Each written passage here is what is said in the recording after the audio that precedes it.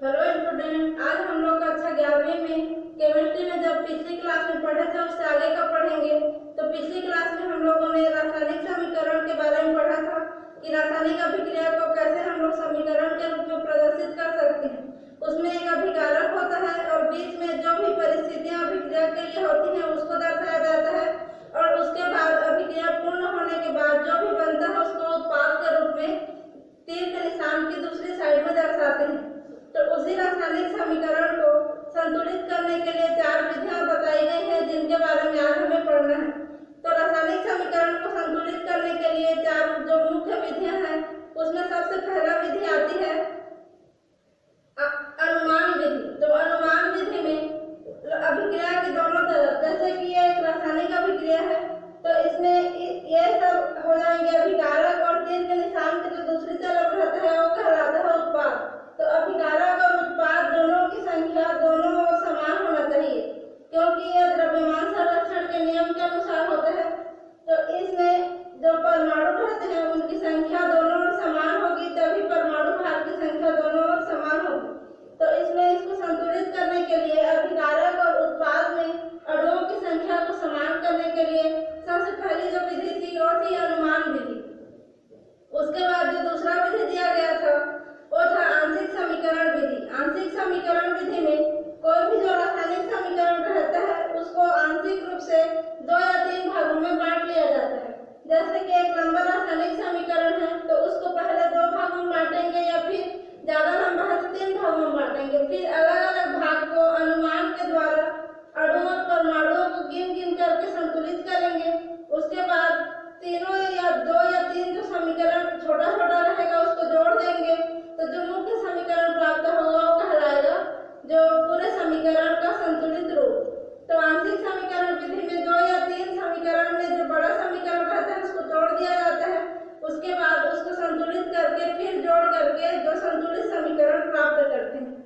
जो तीसरा समीकरण को संतुलित करने की विधि है वो है आक्सीकरण संख्या विधि।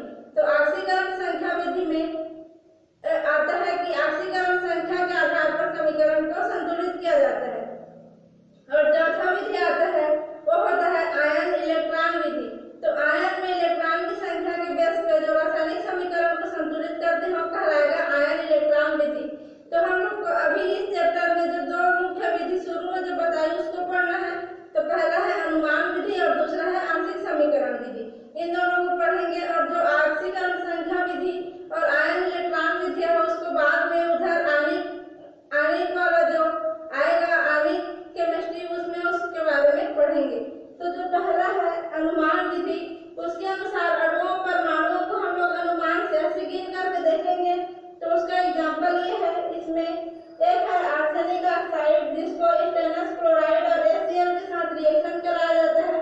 तो रिएक्शन के पश्चात ये सब आपस में क्रिया करेंगे, और क्रिया करने के बाद यहाँ पे स्टेनस क्लोराइड प्लस आर्सेनिक और H2O का निर्माण होता है। तो इस समीकरण को हमें संतुलित करना है और भी अनुमान विधि के द्वारा। तो सबसे पहले यहाँ पे देखते हैं कि आर्सेनिक ऑक्साइड जो लिया गया है उसमें आर्सेनिक AS2 है, और इधर हम लोग प्रोडक्ट में देखेंगे तो AS 1 है। तो इसको हम लोग अनुमान लगाते हैं कि इधर 2 है, तो क्या AS के सामने में इधर 2 लिख देंगे तो इसकी संख्या बराबर हो जाएगी। तो यहाँ पे इसलिए लिखा जाता है 2। उसके बाद देखते हैं ऑक्सीजन यहाँ पे 3 है और यहाँ पे ऑक्सीजन 1 है। तो यहाँ पे अगर हम लोग यहाँ पे 3 लिख देंगे तो ये ऑक्सीजन बराबर हो जाएगा, इधर भी 3 ऑक्सीजन और इधर भी 3 ऑक्सीजन, तो यहाँ पे आ जाएगा 3। उसके बाद देखते हैं ये तो दोनों तो हो गया। अब देखेंगे स्टेनस को, SN को। तो SN यहाँ पे 1 है और यहाँ पे SN 1 है, लेकिन Cl यहाँ पे 4 है और यहाँ पे 2 और 1 3 है। तो यहाँ पे हम लोग यहाँ पे हाइड्रोजन 1 है और यहाँ पे हाइड्रोजन कितना है 3 दूनी 6 हाइड्रोजन हो गया। तो यहाँ पे हम लोग 6 लिखेंगे हाइड्रोजन को, यहाँ हाइड्रोजन को पहले देते हैं। तो 3 दूनी 6 हाइड्रोजन है, जबकि यहाँ पे 1 हाइड्रोजन है, तो यहाँ पे हम लोग 6 लिख देंगे। तो ये हो गया। अब इधर 6 हाइड्रोजन हुआ तो अब क्लोरीन बचा, सब कुछ हो गया, बस क्लोरीन और स्टेनस बचा है।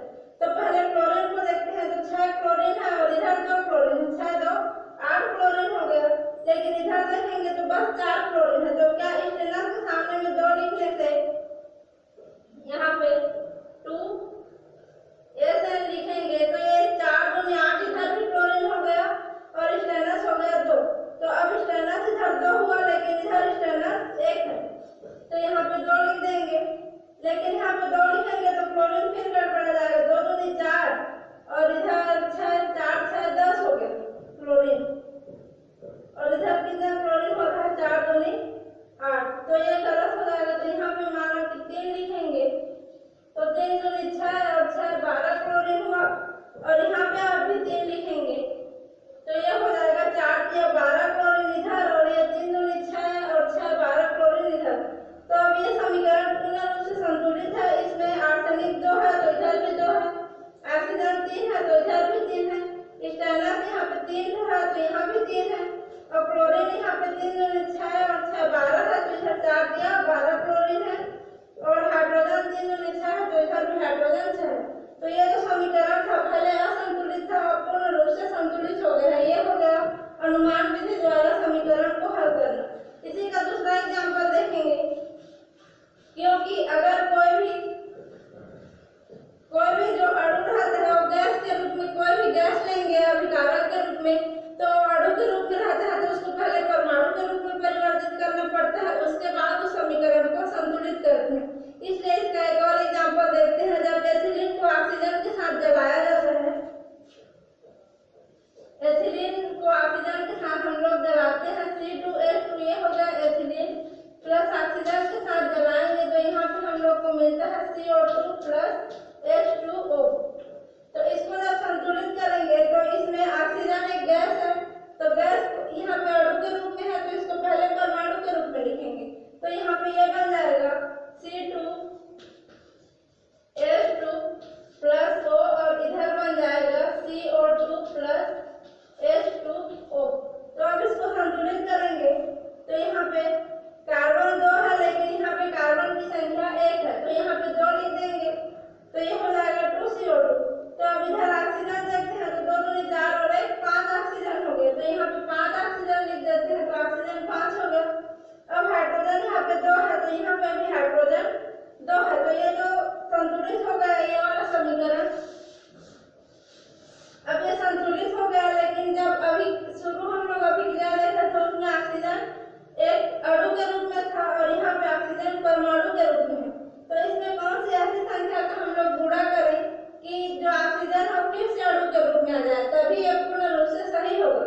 क्योंकि शुरू में ऑक्सीजन जिस रूप में रहता है संतुलित करने के बाद भी ऑक्सीजन को उसी रूप में लाना रहता है, तो हम लोग इस पूरे में 2 का गुणा कर देते हैं इस समीकरण में, तो ये हो जाएगा 2, यहाँ पे लिख देती हूँ, ये हो जाएगा 2C2H2 प्लस ये हो जाएगा 5O2, यहाँ का 2 को यहाँ पे लिखी, उसके बाद ये जो बन रहा है 2CO2 है तो ये 2 से गुणा करेंगे तो 2 दूनी 4 CO2 हो जाएगा, प्लस यहाँ पे 1H2O है तो यहाँ पे हो जाएगा 2H2O। तो ये जो इसका समीकरण है ये समीकरण पूर्ण रूप से अनुमान विधि द्वारा संतुलित हो गया। तो ये हो गया अनुमान विधि का समीकरण, अनुमान विधि से कैसे उसको हल करते हैं। अब देखेंगे दूसरा आंशिक समीकरण विधि। तो आंशिक समीकरण जो विधि है उसमें कैसे समीकरण को हम लोग संतुलित करें।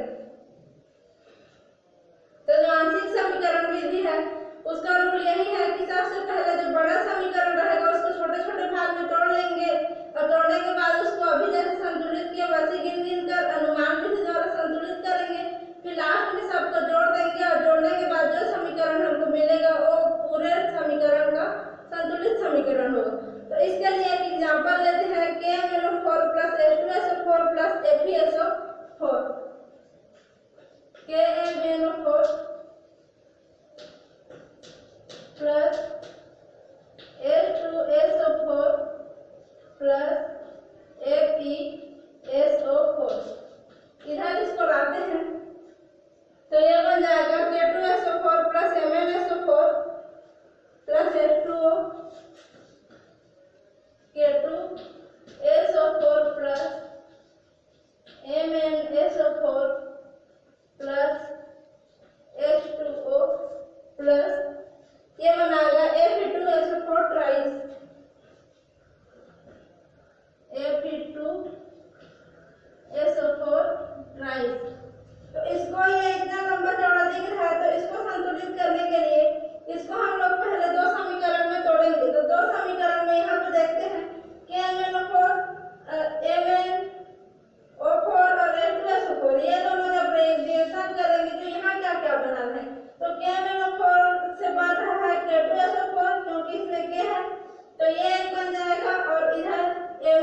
तो इधर MnSO4 बन रहा है, तो MnSO4 इतना बन रहा है और इधर H2 है तो इधर H2O बन रहा है। तो यहाँ पे ये दोनों अभिक्रिया करके ये तीनों का निर्माण करेंगे तो एक समीकरण यही हो जाएगा जिसमें ये तीनों अभिक्रिया करके ये दोनों अभिक्रिया करके इतने का निर्माण करेंगे। अब दूसरा जो आता है FeSO4 और H2SO4, ये दोनों को जब रिएक्शन कराएंगे तो ये बनाएगा Fe2SO4। तो इसको दूसरा समीकरण बन जाएगा। इस प्रकार इस समीकरण को दो समीकरण में तोड़ा जाता है। तो जो दो समीकरण में तोड़ते हैं, दो समीकरण में तोड़ने के लिए पहले यहाँ इसी से समझा देती हूँ। यहाँ पे जो था KMnO4 और H2SO4 और FeSO4, तो इसमें हम लोग जब KMnO4 और H2SO4 को रिएक्शन कराते हैं तो ये बनेगा K2SO4 plus MnSO4 plus H2O। तो इसमें जब इसको एक समीकरण ये हुआ, जब दूसरा समीकरण देखेंगे इसी का तो ये कहलाएगा FeSO4 प्लस H2SO4 बनाएगा Fe2SO4 ट्राइस।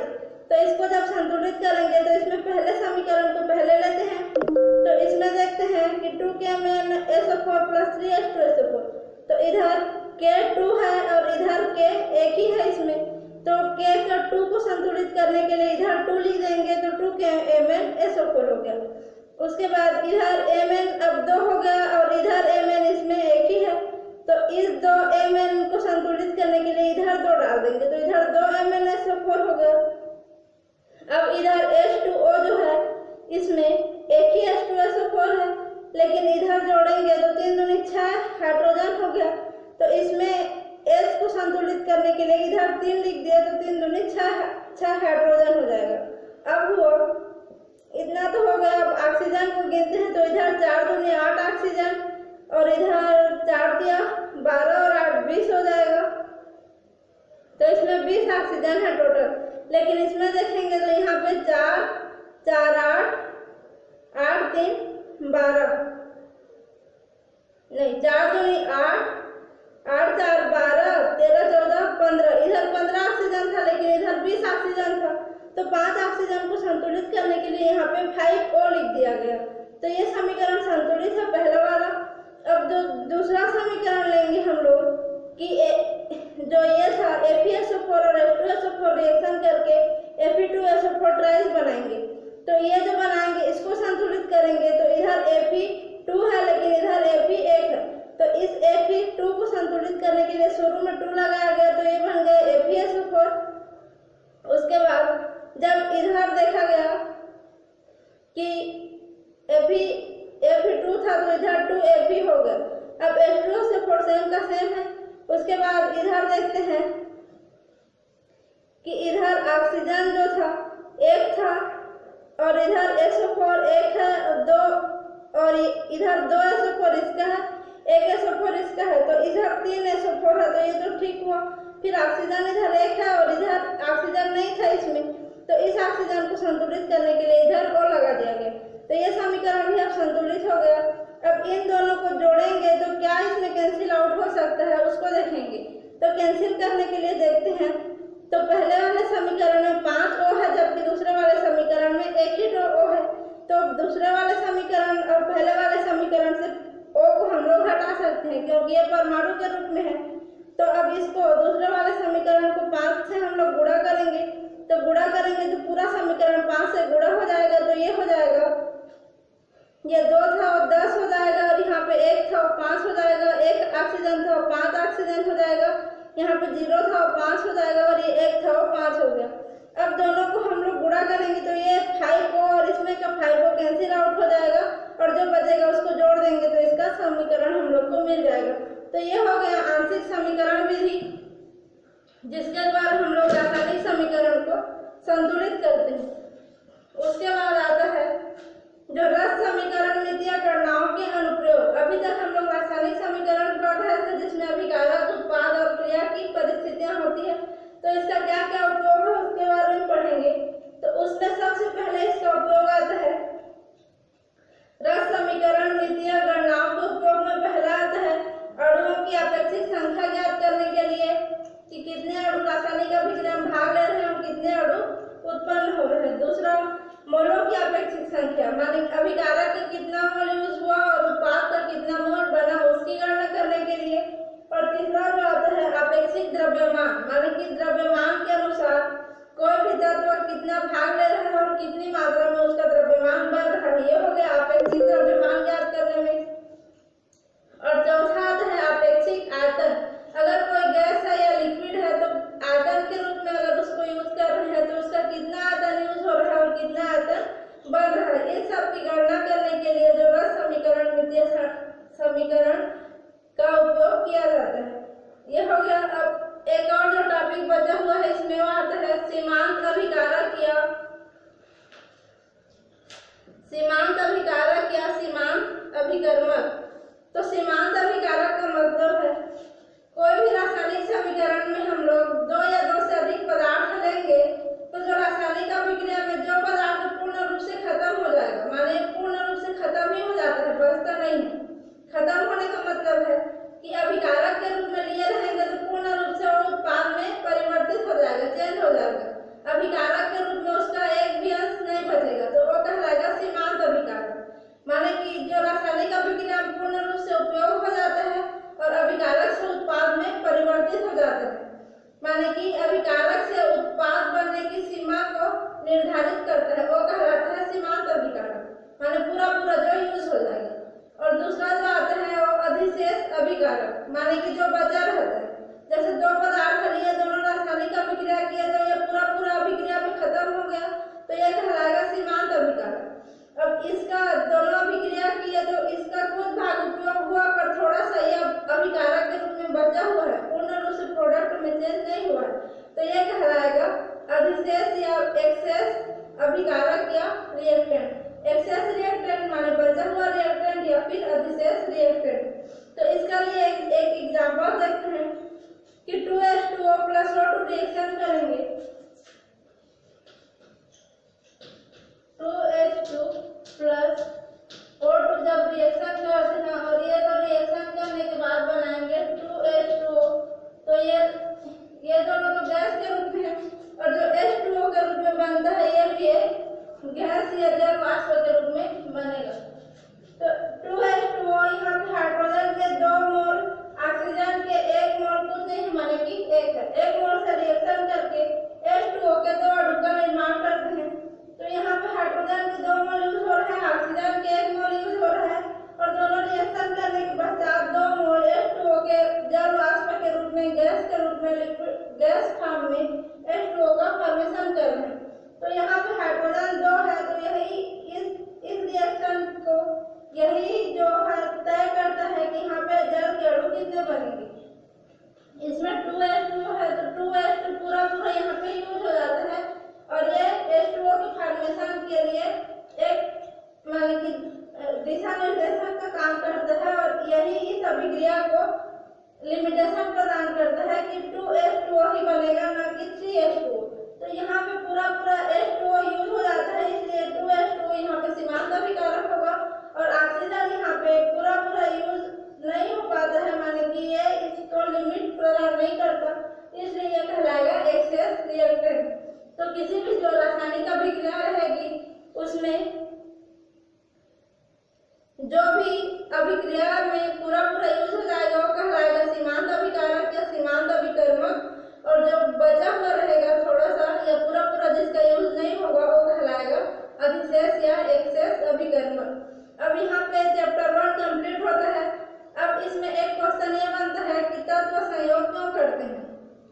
जब हम लोग रासायनिक संयोग के नियम पढ़ा तो उसमें कोई भी तत्व है वो ब्रह्मांड में स्थायी रूप से नहीं है, क्योंकि उसके बाहरी कक्षक में इलेक्ट्रॉन की संख्या अष्टक पूर्ण नहीं रहता है। तो तत्व दूसरे तत्व से संयोग करेंगे परमाणु के रूप में, उसके बाद संयोग करते हैं तो उनकी बाहरी कोश में अष्टक पूर्ण हो जाता है और वो स्थायित्व प्राप्त कर लेते हैं। या फिर जो अस्थायी रूप से इधर उधर क्रियाशील रहते हैं, जब दूसरे तत्व के साथ संयोग करके स्थायी यौगिक का निर्माण करते हैं तो स्थायित्व प्राप्त करते हैं। तो कोई भी तत्व स्थायित्व प्राप्त करने के लिए संयोग करता है और यह संयोग रासायनिक संयोग के नियम के अनुसार होता है और उनको समीकरण के रूप में हम लोग रस समीकरण मितियों के रूप में दर्शा सकते हैं। तो यहाँ पे चैप्टर 1 कंप्लीट होता है। अब अगली क्लास में चैप्टर 2 स्टार्ट करेंगे, जिसमें परमाणु संरचना के बारे में बताया गया है। इसमें से इस चैप्टर से कुछ भी क्वेश्चन करना होगा तो आप लोग कर सकते हैं। बस यहीं तक। अब अगली क्लास में अगला चैप्टर पढ़ेंगे।